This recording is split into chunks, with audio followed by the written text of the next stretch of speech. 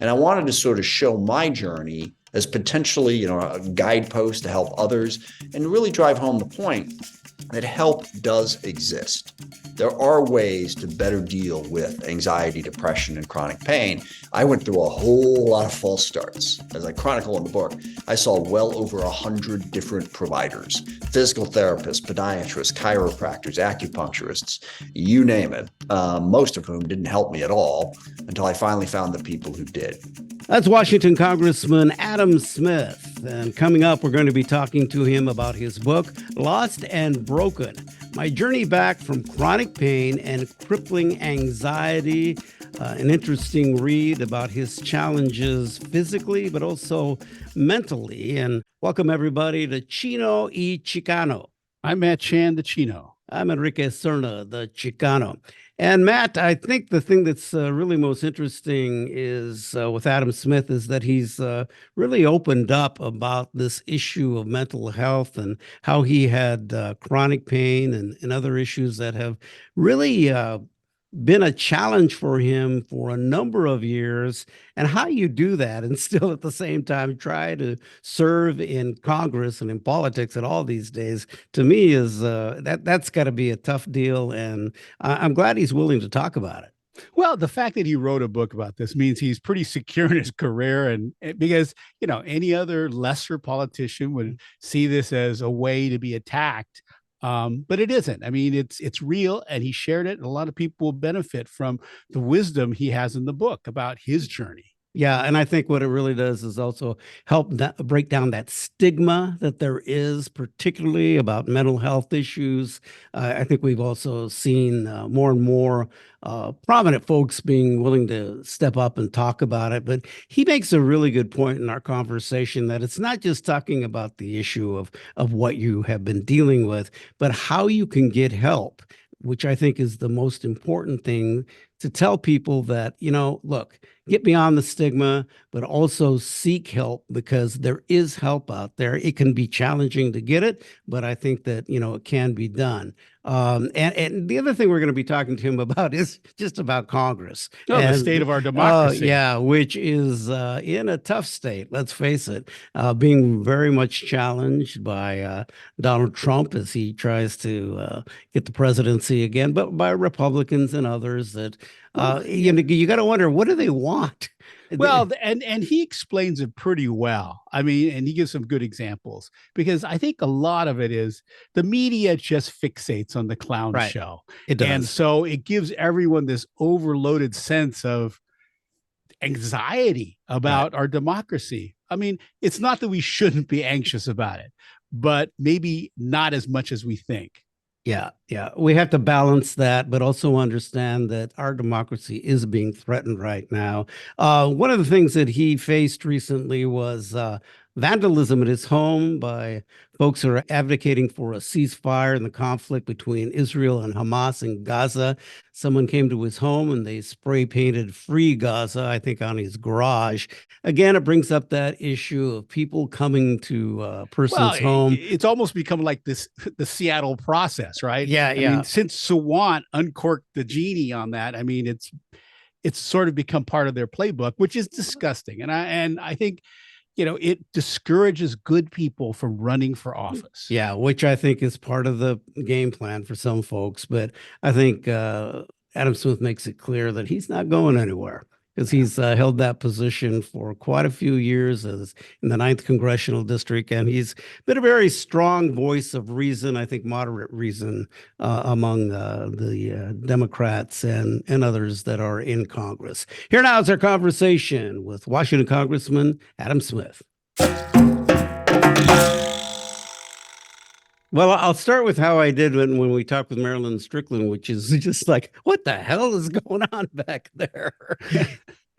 Yeah. Well, let me just say that I don't necessarily agree with the general take that it's, some sort of horrible situation. It's democracy.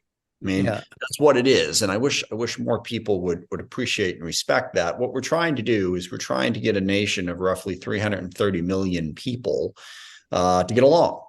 and it is an incredibly diverse nation in every meaningful sense of the word, mostly in terms of opinions and beliefs and what people, want and don't want.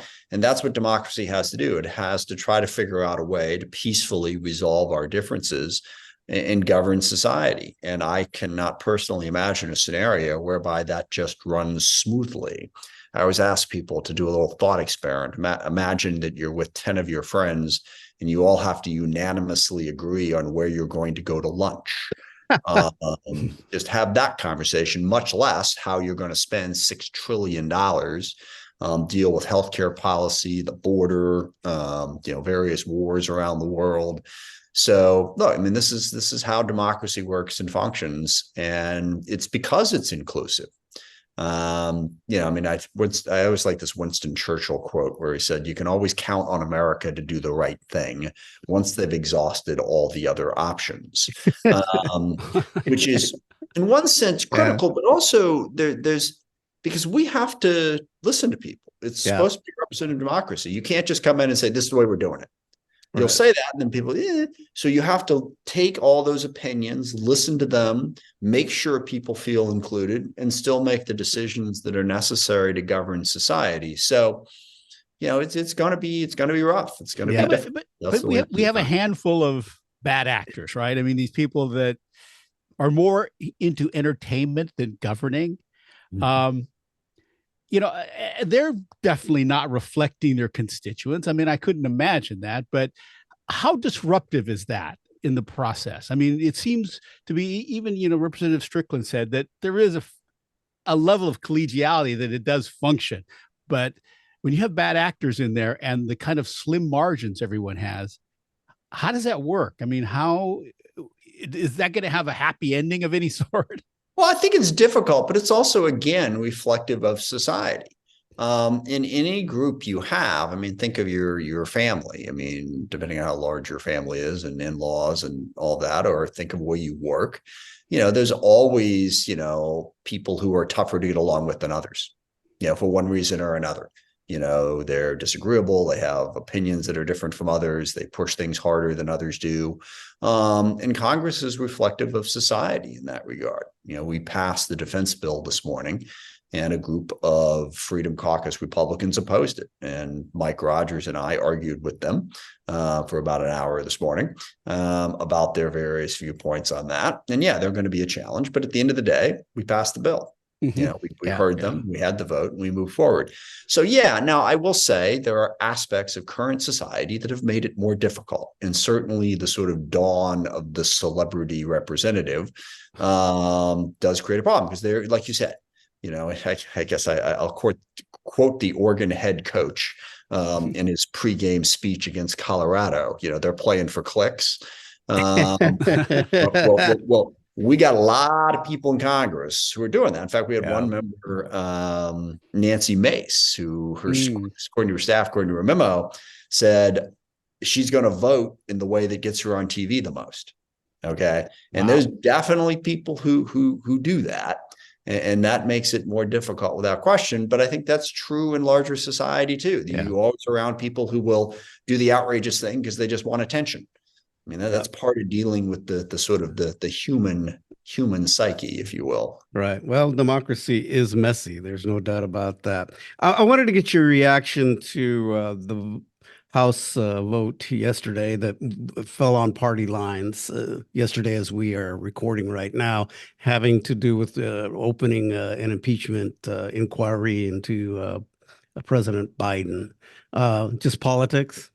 Yeah, I mean, it's a sad, very, very sad development because the Republicans have made it clear that they are impeaching Joe Biden out of vengeance, period. That because we impeached Donald Trump for trying to overthrow the government, seemed kind of important, they have to get even. And Donald Trump has said that. If they do it to me, I do it. And Marjorie Taylor Greene is leading them on that. And it's really rather remarkable. They've started the inquiry without any evidence. I mean, there was this incredible hearing where the Republicans in the Government Oversight Committee did a hearing. They brought their own witnesses, said, we do not have evidence of wrongdoing by the president. So what they've said is, we're going to go look and see if we can find something. I mean, they don't have any evidence. but that's not going to stop them from moving forward. And I believe that is an abuse of the process in the House that undermines our ability to do our work. Yeah, it's a waste of time and money and all of those things. So I don't know, that's what makes it, I guess, this where some people look at it as a clown show, because, you know, you're going off on something that it's just a waste of time, really, more than anything else. Well, and right now, the country is in a point where the world is very dangerous right now. There's a lot of stuff going on, and we're fooling around with this stuff. Yeah. I mean, one of the things I wanted to ask you was about the Ukraine, and why all of a sudden are the Republicans pro Russia? You've been around the defense world forever, and I'm just thinking, how did that happen? Yeah. There's two reasons for that. Reason number one is because Donald Trump has decided that he's against Ukraine. And so a lot of Republicans feel like they do not want to alienate Trump's supporters, so they are agreeing with him on that. Now, why Trump made that decision is a really weird thing. And I mean, way back when, the first time Trump got impeached, it was because he asked President Zelensky and the Ukrainian government to dig up dirt on Joe Biden, and they said no. So maybe Trump and his loyalty test is like, you weren't with me, so to hell with you.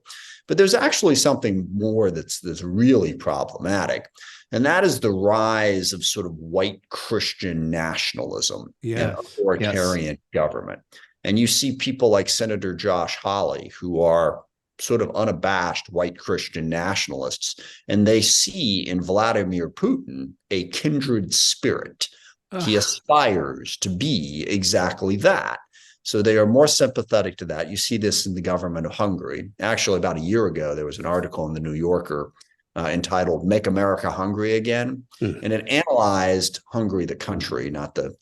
So it analyzed how the far right in the U.S. had glommed on to President Orban, as an example of how to move this white Christian nationalist approach to politics into place. So there are a number of Republicans, as Chino memorably put it, who are in the pro-Putin caucus. They like that sort of strong man government. So there is sympathies there. So those are the two reasons that we're getting the pushback that we are from Republicans on supporting Ukraine. Yeah. I wanted to talk to you about what happened at your home recently.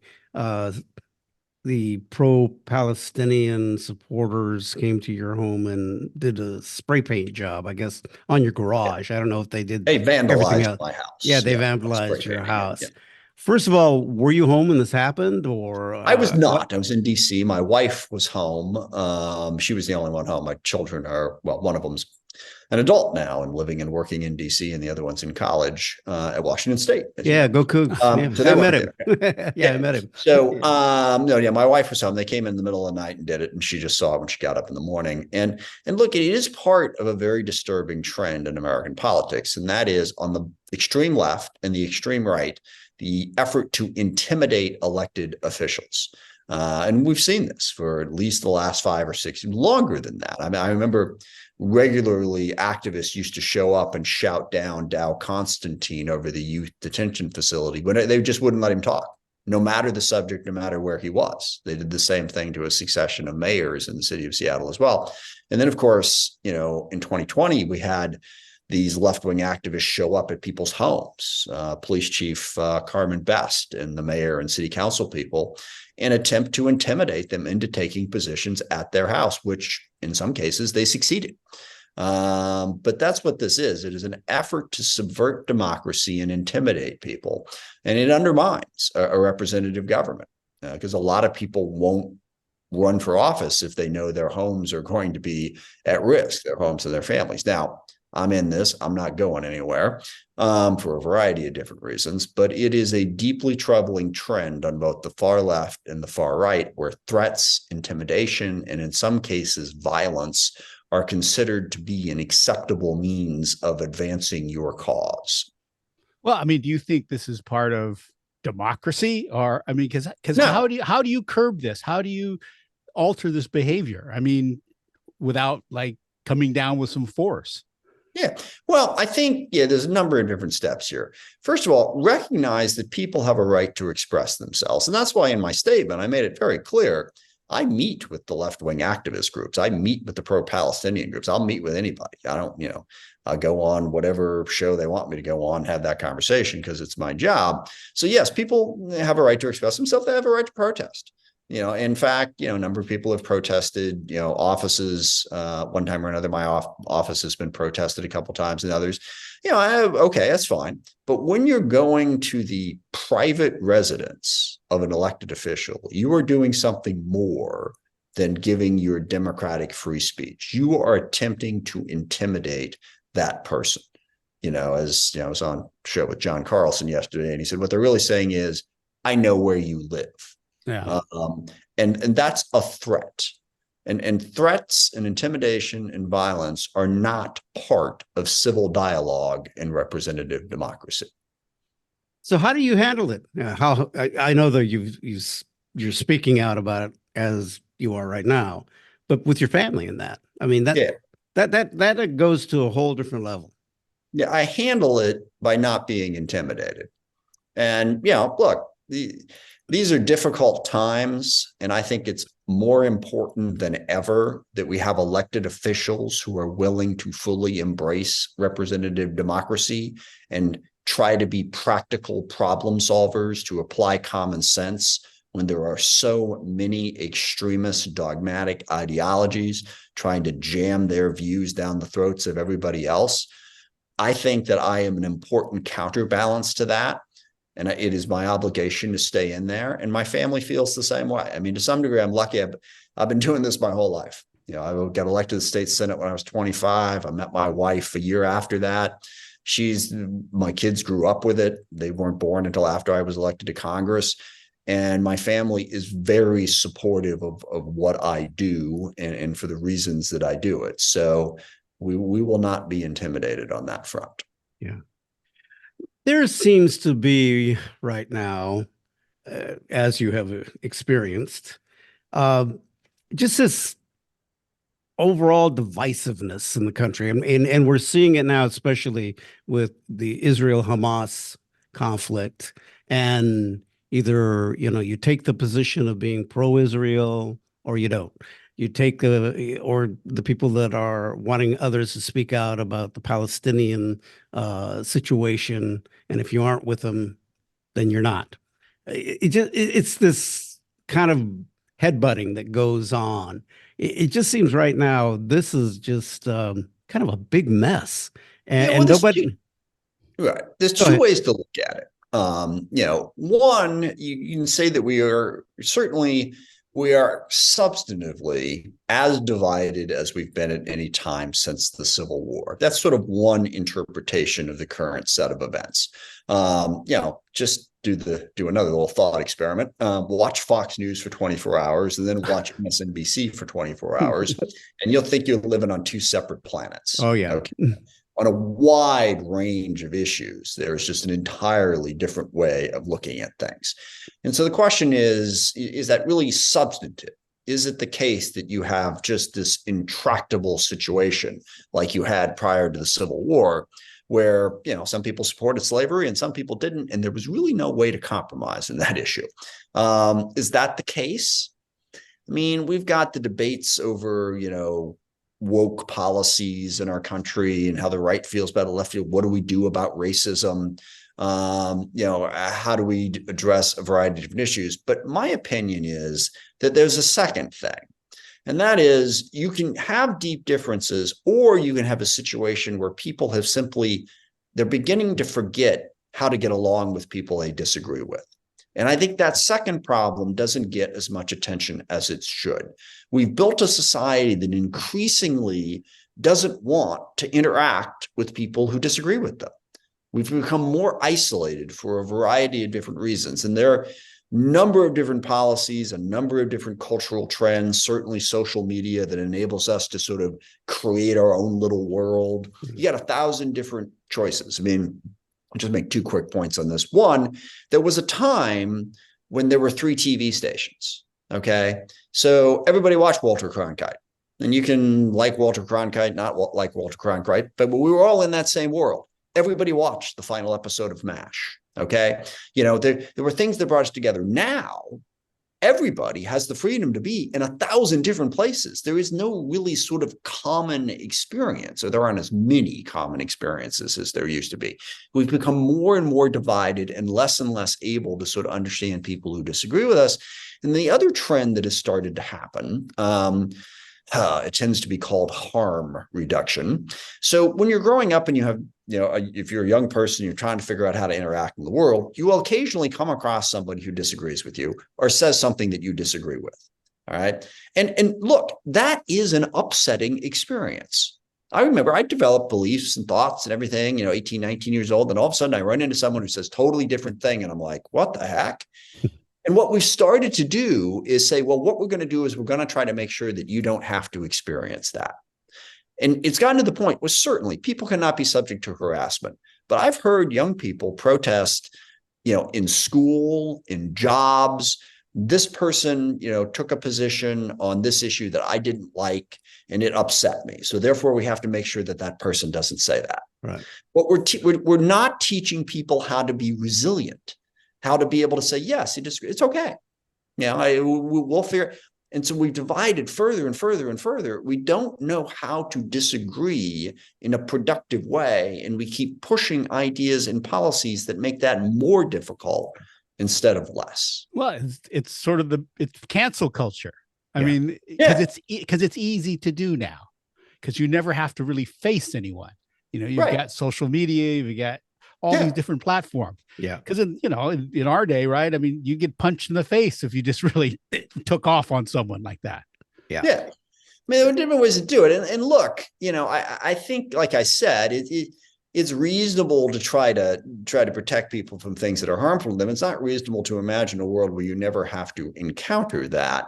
And I will say that a lot of the people who are pushing, as you call it, cancel culture, whatever you want to call it, are genuinely trying to figure out how can we better protect people. I think they're misguided. Mhm. All right. It's genuine. But there's also people out there who are pushing this because they know one way to win an argument is to silence the opposition. I Right. have a story. So when I was in college at Fordham University, I took a class on Edmund Burke with a very conservative professor. And at one point in our class, he said that the biggest mistake our country ever made is when we allowed people to debate abortion. And to my young 21-year-old liberal mind, I was like, you're saying that allowing a debate is no, that's what America's about. We debate. Right. But in a certain sense, he was right, because at the time, his side was winning. The pro-life side was winning. And if you don't allow people to contemplate an alternative, that's one way to win. I think it is a way that creates an authoritarian, dangerous society. But people are also pushing cancel culture as a way to silence opposition to get what they want. And we need to push back against that. So I know how you feel about Donald Trump. Do you think that most Americans view him as a threat to democracy, or they even think about that? I'm worried about it. I think a lot of Americans do, and I think he is, but I am deeply worried that too many aren't really paying close attention. And there's a risk here. I mean, look, his campaign is running on a very simple message. Elect me so I can take vengeance on my enemies. Yeah. That's his message. Okay. Yeah, and he's not shy about it. And I hope we wake up to that threat. A whole lot of other issues going on. Look, I can understand why, if you're a conservative person, you're upset about the direction of left-wing activism in a lot of different places. That's fine.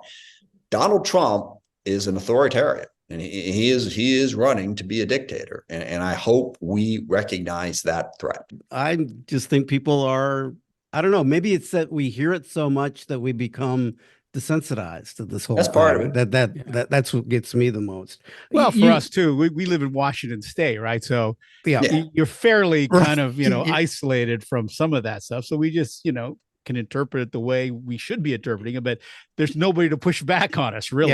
Yeah. And I think that there's a lot of that as well. You brought up abortion, and I want to ask you about in the recent election, Democrats didn't do that badly. And there's a lot of take that maybe abortion was an issue that helped them because of the, like we see in what's happening in Texas, and the woman that needed to get an abortion because of the physical threat to her. And then Texas government really doing everything possible to not let that happen. She has to go out of state somewhere. I'm curious, do you think abortion is going to be one of the bigger issues that might help Democrats in the next election? Obviously there's concern about Joe Biden's age, all these other things. Yeah, no, absolutely. I mean, both of those issues, both, abortion and the issue of democracy clearly helped us in 22 and 20, and I think they will help us in 24. There's just, I think that will help us because Americans are concerned about the extreme position that Republicans have taken on abortion that is denying women's access to reproductive health care and basic health care. I mean, if you have a miscarriage, you have doctors who are afraid to perform the basic procedure that needs to be performed at that place because they are potentially in violation of the law in some states. I think that will be an enormous issue in this campaign. Now, I'm worried about the campaign for the reasons that you alluded to. People are concerned about Biden's age. They're critical of some of his policies. They're looking for change. And in a Biden-Trump race, I think we kind of have to win that one. And it's going to be tough looking at the polls right now for a variety of different reasons. But certainly abortion will be one issue that will help Democrats turn out the vote and hopefully, succeed in keeping Donald Trump from getting back into the White House. Do you see there any possibility that Biden might pull out of the campaign or let Kamala run or whatever? It's highly unlikely. I wouldn't say that it's zero at this point. But I know the Biden team fairly well, and they are convinced that he is the best person to take on Donald Trump in 24, largely because he was successful at doing it in 2020. And, the better the devil you know argument. We know Biden beat Trump. We don't know what would come next if he didn't run. But yes, I am worried about it. I don't think Joe Biden's too old to be president. I've seen him do his job. I think he's doing it well, but the majority of Americans disagree with me on that point. And how does that impact his ability to win? Let's talk about your book, Lost and Broken, My Journey Back from Chronic Pain and Crippling Anxiety. This is a book really about, the health issues that you have been dealing with for a long time. Yeah, there's kind of three phases to it. The first phase was from the time I was a teenager for quite a while, where I had a variety of different challenges physically. I had a knee surgery, which I didn't rehab from, which meant I had a bad knee and then a bad back and a bad foot. And I was always sort of kind of dealing with it. At the same time, I was always mentally kind of a high stress person. I had one bout of depression when I was 25. I had no idea what it was. Just for like 4 or 5 months, I had this incredibly bleak out, just this feeling of existential dread that was unrelated to the circumstances in my life at that time. But for the most part, during that first phase, it was all manageable. I could work around it. Maybe my knee would hurt for a while, but I still could work out and I could still get through it.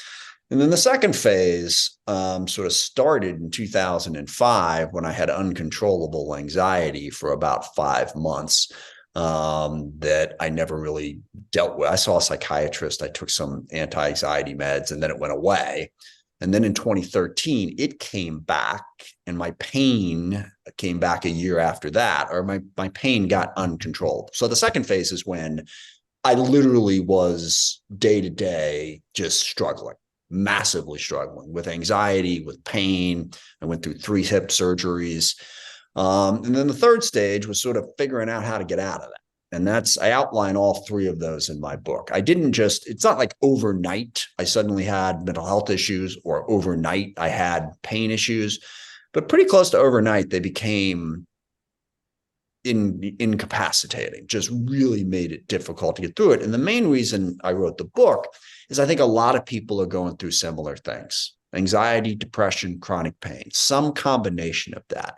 And I wanted to sort of show my journey as potentially, a guidepost to help others and really drive home the point that help does exist. There are ways to better deal with anxiety, depression, and chronic pain. I went through a whole lot of false starts. As I chronicle in the book, I saw well over 100 different providers, from 2013, when I first went to see a psychologist, to finally when I found a psychologist and a muscle activation person who could help me, physical therapists, podiatrists, chiropractors, acupuncturists, you name it, most of whom didn't help me at all until I finally found the people who did.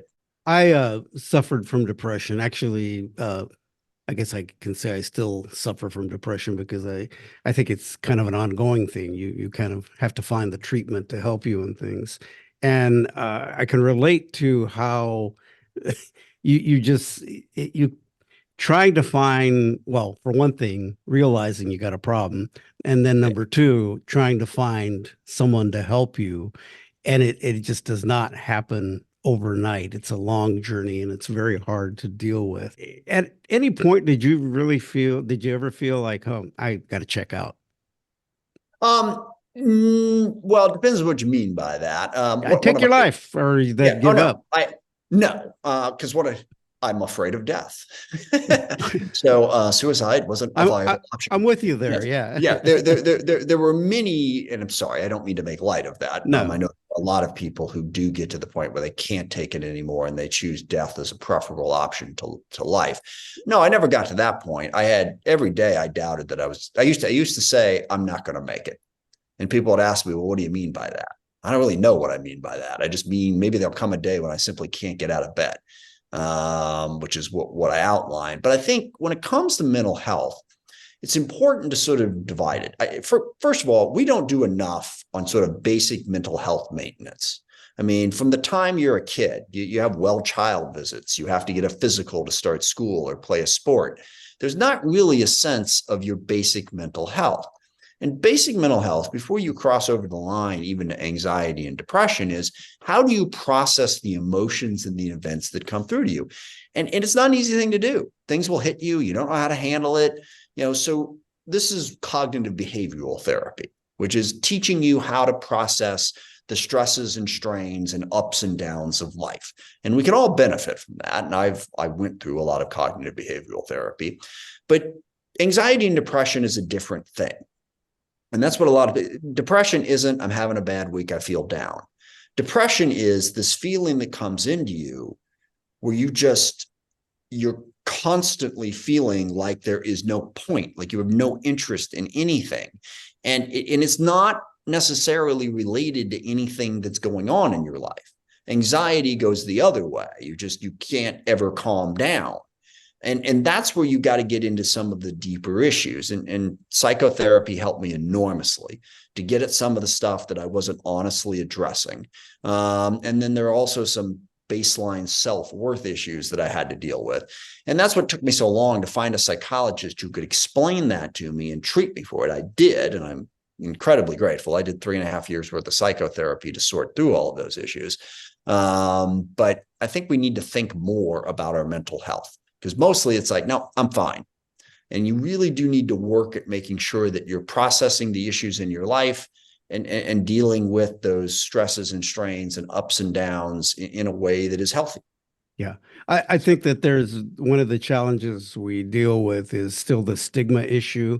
And when it hit me the hardest, it was, you're going back to, I was like, 34 years old. So this is the mid 80s. And I still think there's that thing about you don't show any, that you got an issue and I mean, I remember being just afraid to tell anybody because I worked in television.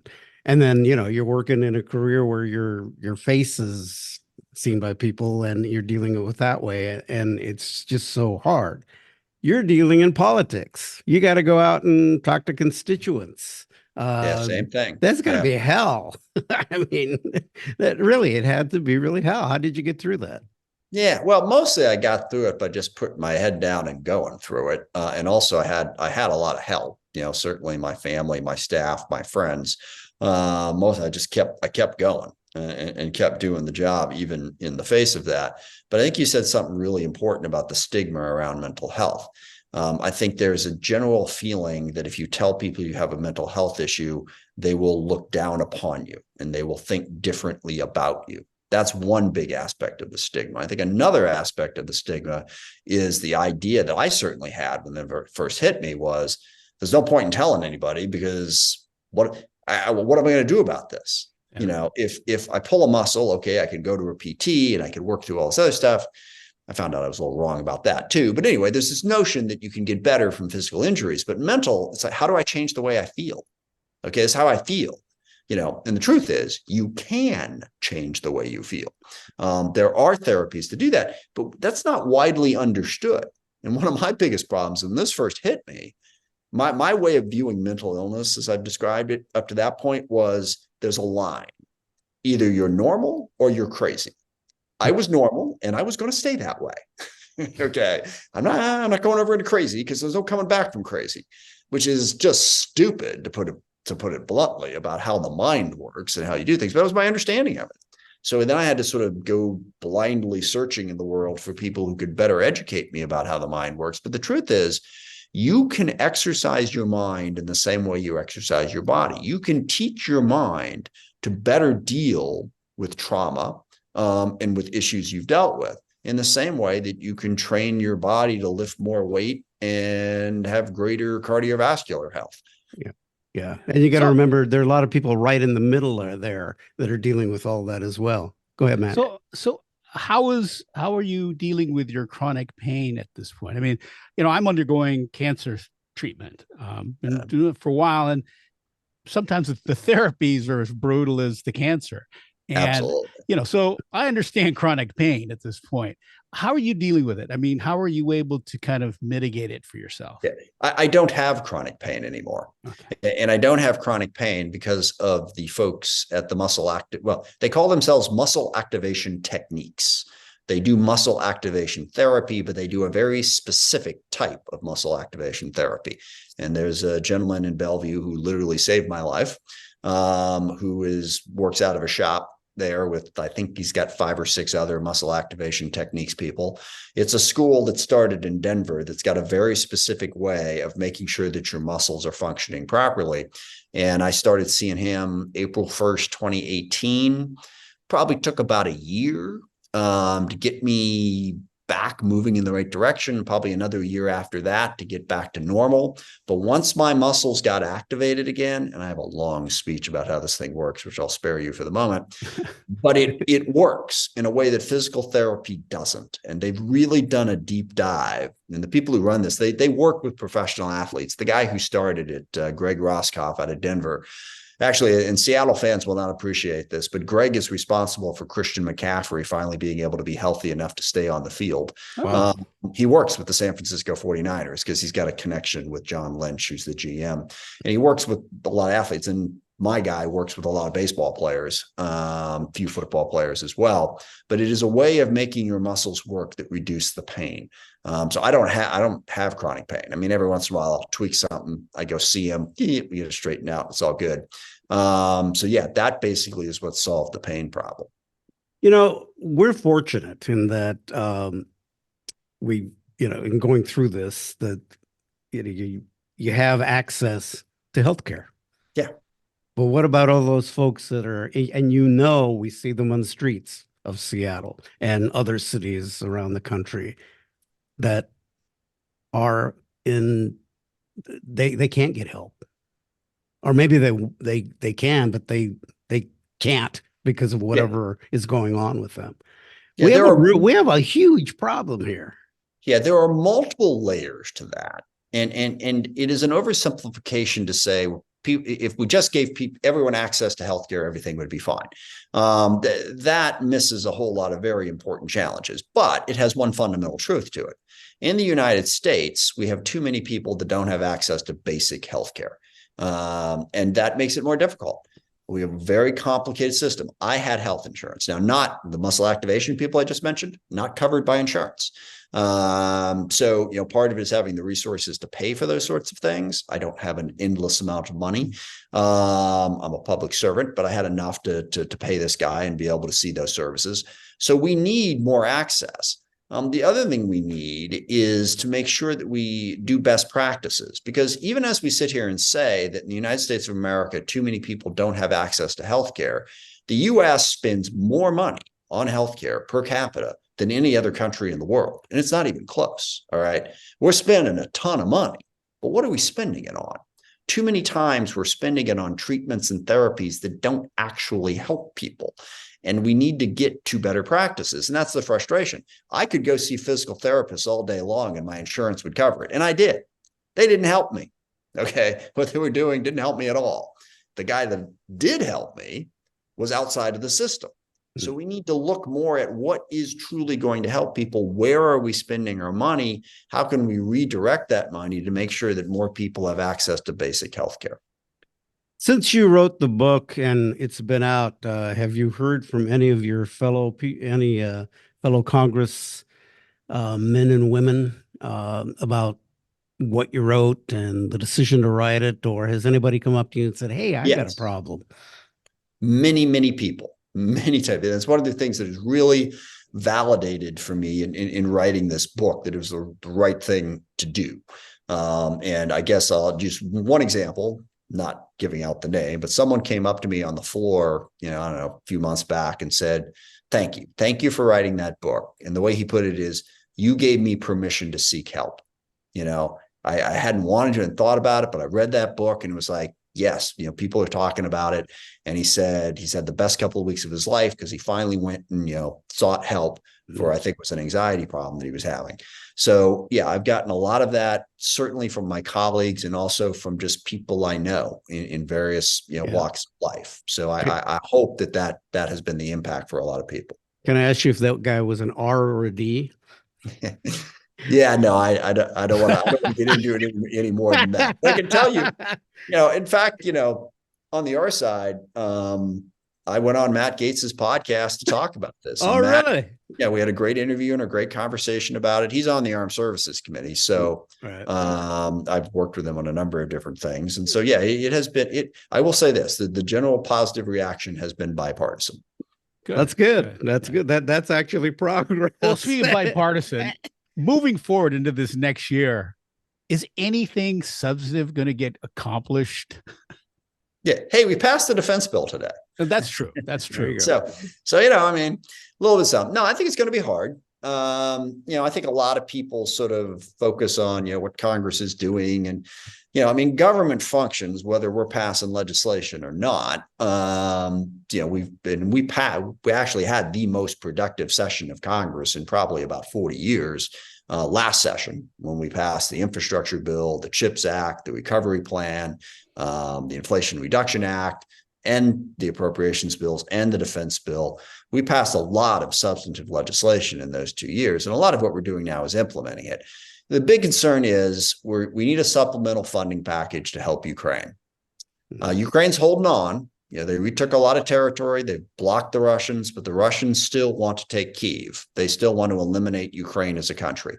I think if we continue to support Ukraine, they will be able to hold on and eventually force the Russians to the peace table. But right now, Republicans, as we discussed earlier, moving away from that. Huge problem. And Putin is celebrating it every day. And then the second thing is the appropriations bills. We have not yet passed appropriations bills for fiscal year 24. We've got a continuing resolution that takes us to mid-January, but continuing resolutions are a horrible way to fund the government. They undermine the ability, DOD in particular, Department of Defense, and other things. So we're going to try to pass appropriations bills. We're going to try to get that supplemental done. They're talking about trying to do some border security. But other than that, I think it's not going to be a terribly productive year next year in terms of passing legislation. Yeah.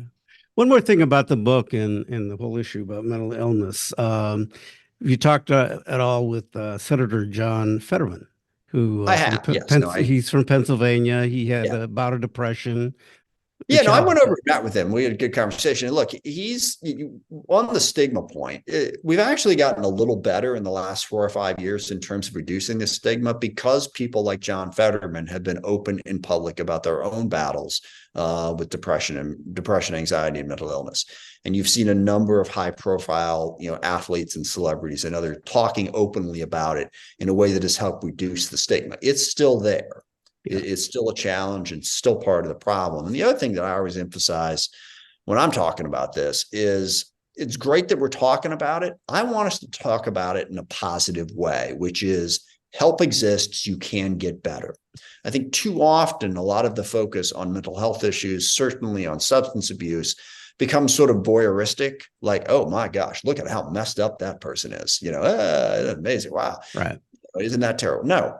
What we want to try to do is, if you talk about it, if you're open about it, there is a path to better understand your mind so that you can actually get better and better handle the emotions and feelings that you have to reduce that mental illness. And I want to get that message out there as strongly as possible as well. It seems like a lot of younger people, younger generations recognize this a lot more. I mean, I think our generation, mental illness, drug addiction is like a moral failing, a character flaw rather than an illness. And it was like, get over it, Yeah, that was the mentality I think we often dealt with.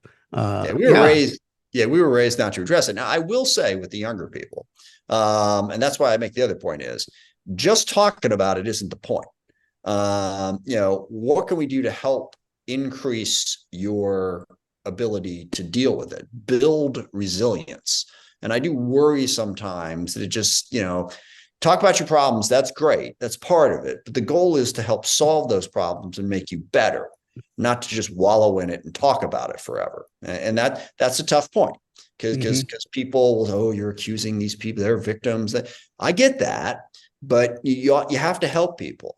Throughout my life, I've needed people to push me from time to time. And I think we all need that. So talk about it. Great. Do something about it, even better. The book is called Lost and Broken, My Journey Back from Chronic Pain and Crippling Anxiety. And it was written by Washington's 9th Congressional District Congressman Adam Smith. And thanks so much for taking the time to be with us. Yeah, thank you. Right. Enjoy the holidays and let's gird ourselves for what's definitely going to be an interesting year. It's going to be a fun 2022. Fun is fun. I don't know if that's the right word. But interesting. Yeah, fun might not challenging. Yeah. All right, Congressman. Thank you so much. Thanks, Enrique. Great to see you. Nice to meet you as well. All right. Thanks. The Chino Y Chicano podcast is available on your favorite podcast provider. You can watch the video version on YouTube, and Converge Media, a leading producer of culturally relevant content in the Pacific Northwest. We'll talk more later.